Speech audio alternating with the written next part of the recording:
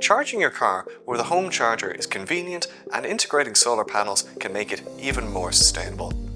By using solar energy to power the charger, you can reduce electricity costs and your carbon footprint, making your electric vehicle charging both eco-friendly and cost-effective.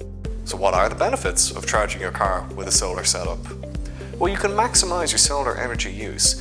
By using solar energy to charge your car, you're effectively utilizing the full capacity of your solar system. This reduces wasted energy and ensures you're getting the most out of your solar panels. By integrating your home charger with solar panels, you become less dependent on external energy sources. This enhances your energy independence, especially if combined with home battery storage to store excess solar power for later use. Charging your EV with solar power makes the process more eco-friendly as it uses clean, renewable energy. This helps reduce your carbon footprint and supports sustainability goals. And finally, lower charging costs.